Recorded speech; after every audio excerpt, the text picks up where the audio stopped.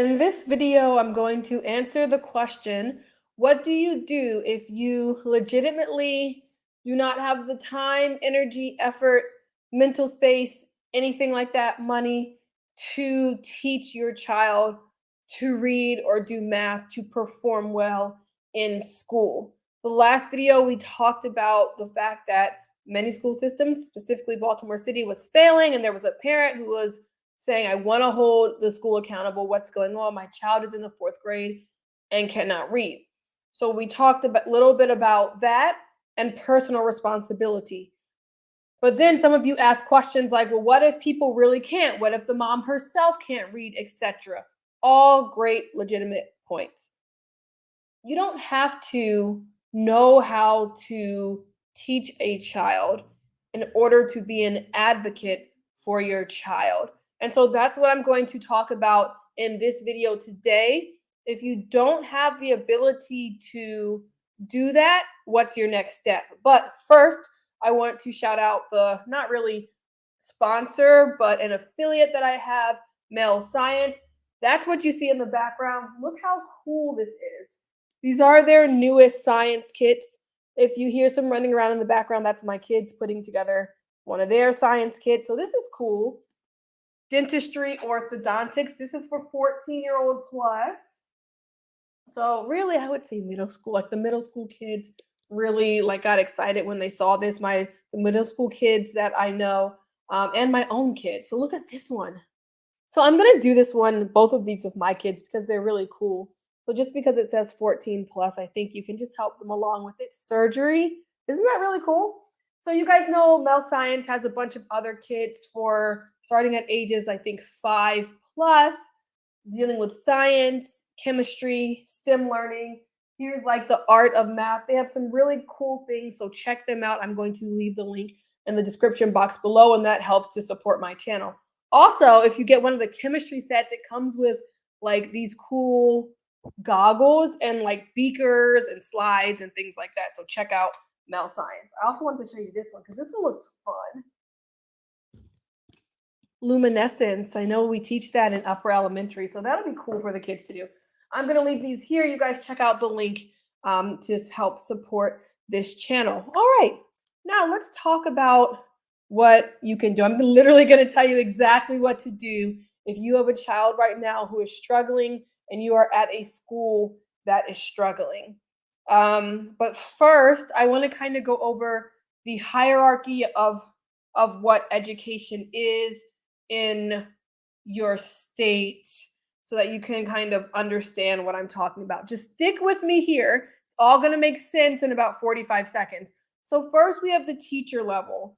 That's where you really should start. Oh no, my puppy is behind me throwing up. Puppy. All right. Start at the teacher level if you have an issue, right? Then next, well, what if the teacher's not helping? You would go to the principal. That's the next person up. Then let's say your school is just not being helpful at all. You would go to the superintendent, or that's who's above the principals. Now, above the superintendent, kind of above, is the school board. So now we're getting into positions that are your elected officials. People from the school board are elected, some of them, and some of them are appointed by the mayor, okay? So these are the people, the higher ups, who have the responsibility to make sure that the people down low are being educated. Who has the authority over the mayor? The citizens, of course. The citizens are at the top of all of that. This is our responsibility to make sure that the schools are performing well, because there's just so much corruption, and it's starting at sometimes the school level, but definitely starting at that superintendent school board level. I will say corruption, not just plain corruption, but also there's so many different interest groups. For example, Baltimore City, I just took a look at who's on the school board there, and one of the members is also on the board for Teach for America. So you can imagine if one group, like I was talking about yesterday, feels like, hey, our students need to be getting teachers who have experience. Let's say we want to pull from foreign countries who have teachers with 5 or 10 years of experience to come in and teach. Well, you can bet that that school board member is not going to like that, because then, well, what are we going to do with, the Teach for America teachers? We're getting millions of dollars of funding to put these teachers in there. So there's all these competing interests the higher up you get. The citizens maybe include the news media. There's also a CEO of schools, gets paid a lot of money. So there's other people in there, but this is the general hierarchy. So of course we have to, as citizens, be paying attention, going to the school board meeting. I don't know how many school board meetings that parent went to before she went to the news media. I'm not blaming her for going to the news media. We should be doing that. We should be putting out content saying this isn't right.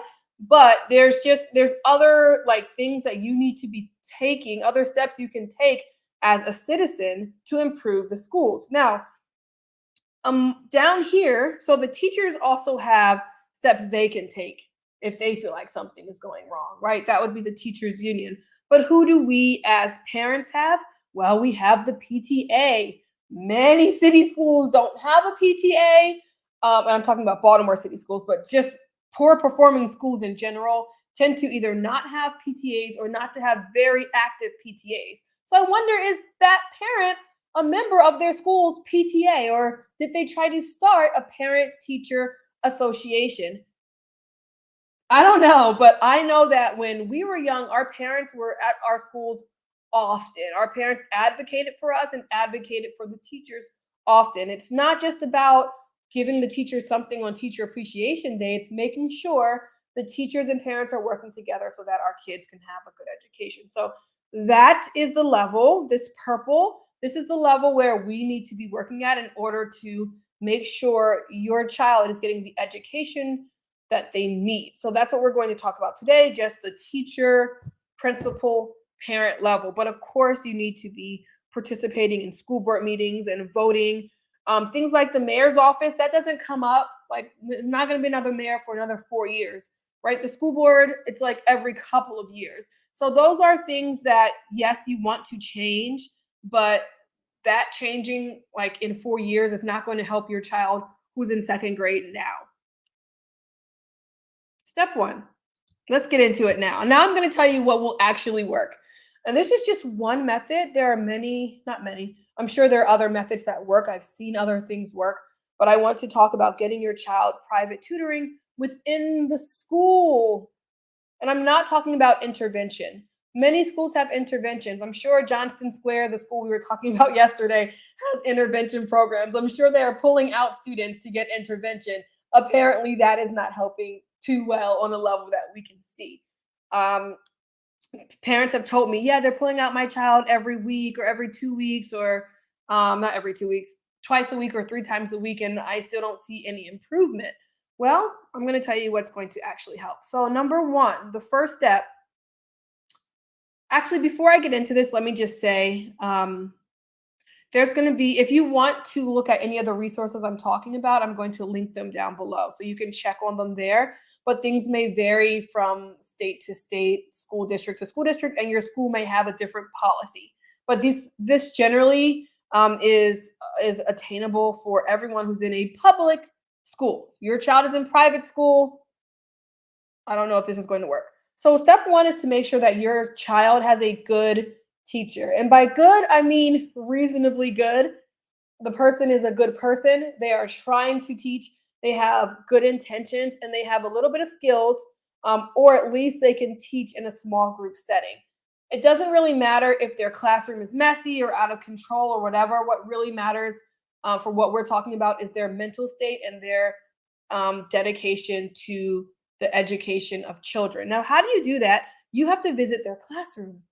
You are entitled by federal law to visit your child's classroom. People seem to be very misinformed about this. If your child is in public school, you are entitled to go to that school and sit in the classroom. Now, when we talk about policies, they may say, okay, you have to schedule it 24 hours or a week in advance. But generally, federally, the language is they have to schedule that in a reasonable amount of time. So they can't say, yeah, sure, you can come next month. No, it has to be a reasonable amount of time. You also can't cause a distraction while you're in the classroom, okay? Just go in, sit down, and observe.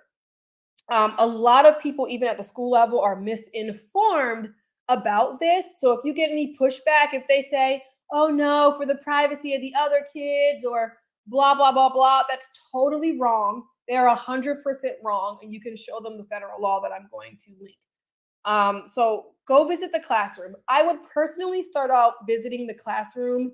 Remember, this is not, you're working with the school. You want to work with the teachers. So you want to go in kind of in a nice way. So it could maybe be, hey, the first time, can I drop off some treats for my child and the teacher? Can I drop off some cookies for the class? Can I walk them down there just because? Okay. You want to observe what the learning environment is like because they're telling you that your child is behind. Like, oh, your child needs private tutoring, and that's the only thing that's going to help them. And there's so like something wrong with your child when you don't even know what the classroom looks like. And I guarantee you that your child is not the only one struggling, although sometimes teachers say that. So you want to see what the environment of the classroom is like. You want to see how the teacher interacts with the students. After you do that kind of initial, okay, well, yeah, let me just drop off some cookies, cupcake type things. Maybe you ask the teacher, hey, you need any help? You need me to cut anything? You need me to copy any papers? So you can kind of just get a good gauge because if you're working with somebody, if your child's teacher is unreasonable, bad, overly stressed, what I'm about, like the next couple of steps won't even matter. So you need to make sure your child has a reasonably good teacher. So after you do that kind of informal observation of like, oh yeah, got to drop off their backpack. Can I take it down to the classroom? Then you're going to schedule a formal observation and you're going to do that in writing. Because if you don't do it in writing, you don't have any evidence that you've ever asked for it. So you can either hand them like the letter physically. Obviously, today we're going to use text and emails. So send an email to the teacher, copy the principal, copy whoever you know. Hey, I want to come and take a look in the classroom so I can see how I can better support my child at home. Use that type of language. Don't say like, I don't know what's going on in that classroom, but I'm coming up there, right? So you just want to say like, hey, this is non-threatening. I just want to see how my child performs in the classroom. And go to a couple different teachers that your child has. Go in the morning, go in the afternoon. Go more than one time to see what the environment is like. Definitely go during reading and math to see how the child is engaging. And do know that the teacher is probably going to be different and the students since you're in there. So that's why you need to go a few times, I would say, to really get a good gauge. Teachers might be nervous, whatever. Nervousness, that's not a problem. Even behavior management, like a little bit of behavior management issues, those aren't problems. Okay, so number 2. So after you make sure your child has a good teacher, if they don't, then you need to talk to the principal about getting your child reassigned to a different classroom. And yes, you can do that if you go about it in the right way, in a non-ignorant type of way. You lay out like all the reasons why, you say what you have observed, you write a formal complaint, etc. Even then, even if you do act civil with them, they still might say no, and then you can complain to the next level up, right? Then you can complain like, hey, this is what's going on in that classroom. The teacher is outrageous. This is not fair. By the way, did you know? So here's a little nugget that I found out while I was reading the federal law that was recently revised. If your child's school is in the bottom 5% in the school district, they are required to allow you to send your child to a different public school that performs better.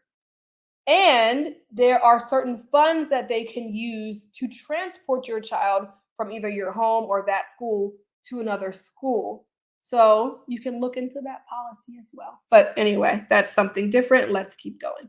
And I'm sure the school, I know that Johnston Square was probably one of the lowest performing schools in Baltimore, elementary schools, especially if they had 0 students proficient in math.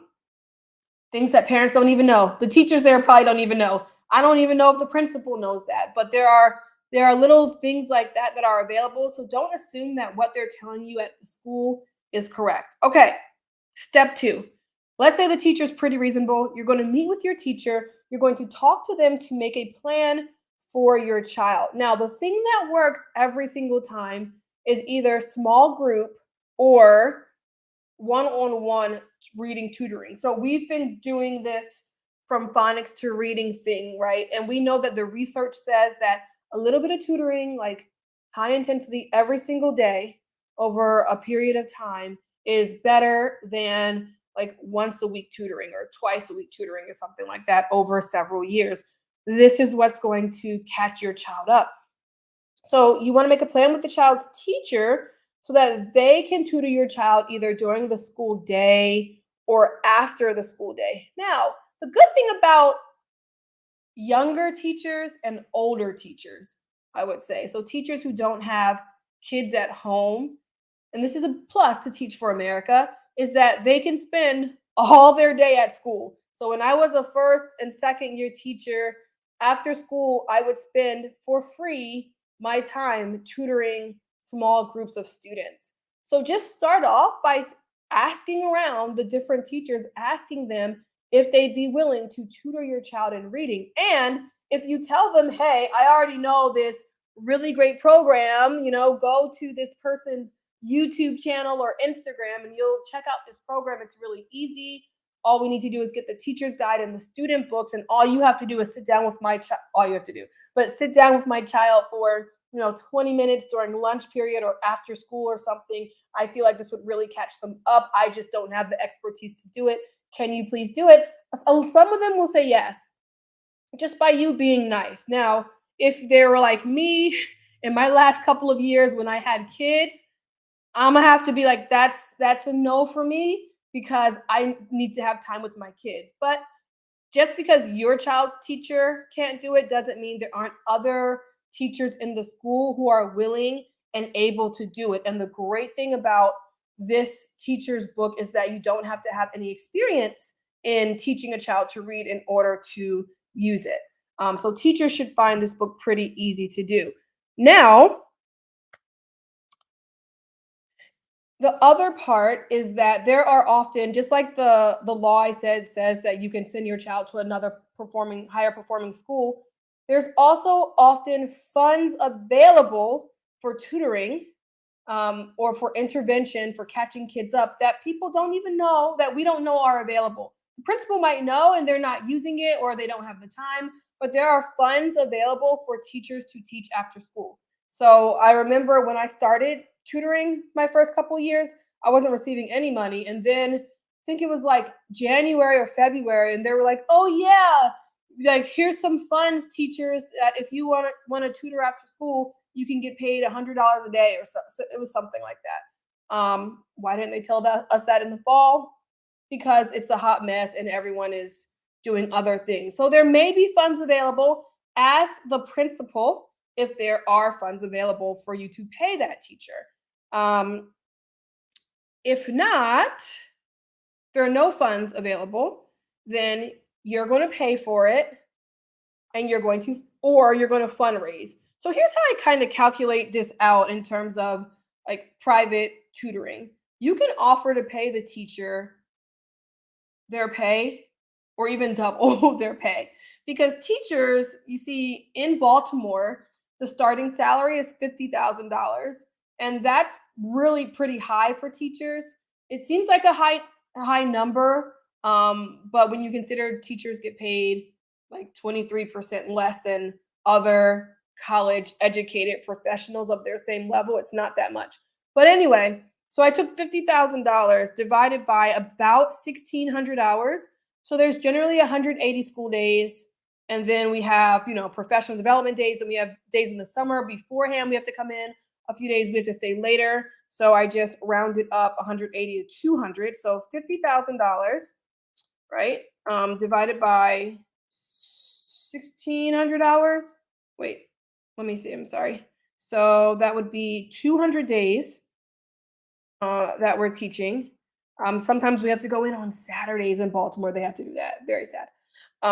200 hours times let's just say a 9-hour day when we really know it's not. We know it's longer than that many days. So 1,800 hours. So $50,000 divided by 1,800 hours is going to end up being about $27.78 per hour that teachers are making. So if you can offer that teacher that same amount or more to just stay an extra hour after school, or to come in a half hour earlier, or to use their lunch break to teach your child, then great, right? It's cheaper. You're not just going to have your child there if you can't afford that, obviously. I think in these books, or for reading or math intervention, having up to 3 students is good. Now, if you go with 6, might not be as effective, right? You can always double it so that you and the other parents who are splitting that bill can pay less. But I think a good number is 3. So if you get yourself and 2 other parents whose kids are also struggling, to pay that teacher, let's say $30 an hour. I'm doing the math here. $30 an hour every day, so 5 days a week. Um, and you don't need the whole hour, to do this reading. I would personally do 30 minutes of reading and 30 minutes of math. So $30 an hour times 5 hours, that's $150 a week for that teacher. That's an extra $600. It's probably going to go untaxed depending on how they get paid. But anyway, $600 a month, that would be really helpful for them. And then you divide that by 3. So that's $50 per parent per week. Now, that's really good considering you don't have to pay that for the rest of your life. Like, just go through the lesson. So maybe she can probably double up and do and finish the curriculum in maybe 90 days or something like that. But let's say that you can't pay that. You're doing this in coordination with other parents. You're starting a PTA and you guys are going to fundraise. I see people fundraising for a lot of things: basketball championships, football, blah, blah, blah, random other stuff, Girl Scouts. Why can't you fundraise for your parent teacher association to pay the teachers to host small group tutoring sessions? You can do that. That's not that much money a month for one teacher, $600, or even offering to pay double. Because sometimes, and actually, this is what happened at every school I was in. They started off by telling the teachers the tutoring was one price. So I remember them saying, like, hey, if you join this after school program, we'll pay you, let's say, $35 a day just for staying an hour later. And most teachers were like, no, I'm not doing that. I'm going home. And then they raised it to 55. And then they're like, okay, we'll pay you 100, right? So then more and more people joined. So I'm just saying, like, some people have their price. So figure out what price would be worth it to those teachers. Okay, now step 4. After you start a program, I'm not saying you have to use this program. I'm just saying, as a teacher, I find it really easy. And as a teacher going into, like, if someone were to ask me to tutor, I would just want things to be easy. So I would just give me the teacher's guide, give me the student book, make sure it's good, and I'll teach your child. If they're having to pull resources from different places and come up with the tutoring program on their own, that makes it more stressful, less likely to succeed. So I'm just saying, go with something that's tried and true. They may also say, well, hey, we're doing this curriculum. Can you want me to just teach him the lesson over again or go over with him one-on-one? I would be weary about that unless you researched the program and found that it was a really strong program. Because if it hasn't worked the whole school year for your child, why not start something new and fresh so that they have a positive feeling going into this tutoring thing. Last step is you have to monitor and check in on the results. And so that can be weekly, every Friday when they do their check. Every Friday, you are making sure that your child is progressing, making sure that they're getting 90 to 100% of reading those words correctly. Making sure that you are going over the spelling words with them, making sure that you're also doing the little flashcards with them or whatever the teacher asks you to do at home. They're doing their part, so you should do your part. And then if there's a problem, if the child isn't progressing, check in to see why. I mean, the first couple of weeks, the teacher is getting used to a new curriculum.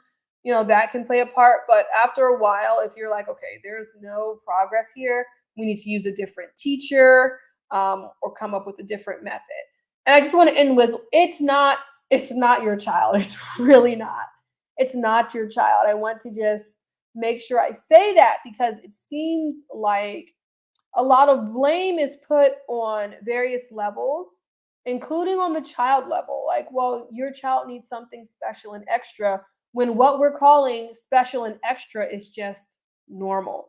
We know that Black children, especially Black boys, are put in special education at higher rates, are unfairly biased. Like, oh, there must be something wrong with them because they didn't learn this way, when actually it's just normal for kids to need that small group or one-on-one help. So I'll end with that.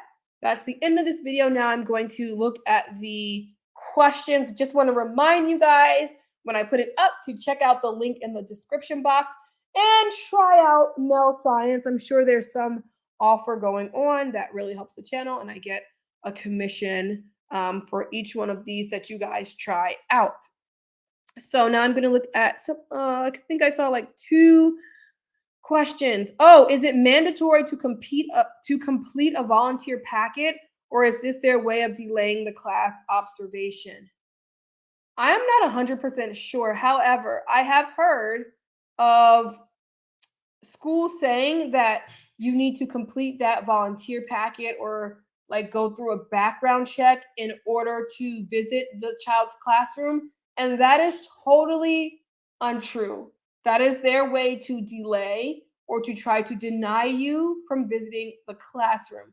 Now, let's say you wanted to be a chaperone and go on a field trip. In some cases, I know in DC, they do background checks and you have to be fingerprinted, but you don't have to like be fingerprinted and go through that process just to visit your child's classroom. Because imagine this, imagine if there's a school play, all the parents don't have to fill out anything to do that, right?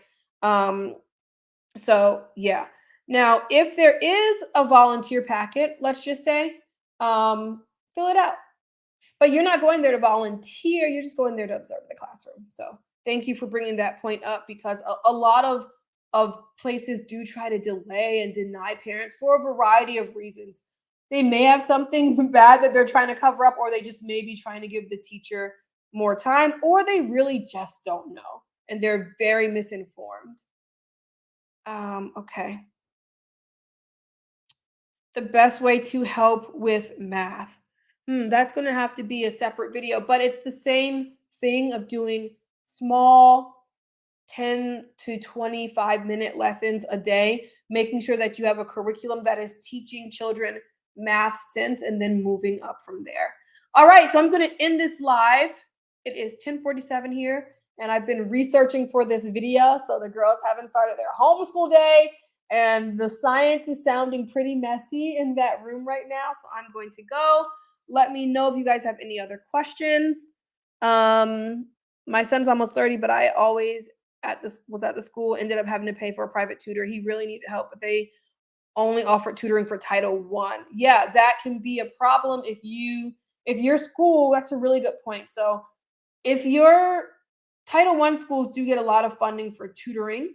Now, since it's after COVID, though, other schools may also have that funding. So definitely check into that. But funds are dished out. Those federal funds or those state funds are dished out to the lowest performing of schools. So if you're in kind of like that middle tier, they may not have that. And so that's also why like you got to go to the teacher level. I was in Howard County in Maryland. I know a lot of those teachers do tutoring. So yeah. All right. Gonna go. Bye-bye. Hope this was helpful for you guys.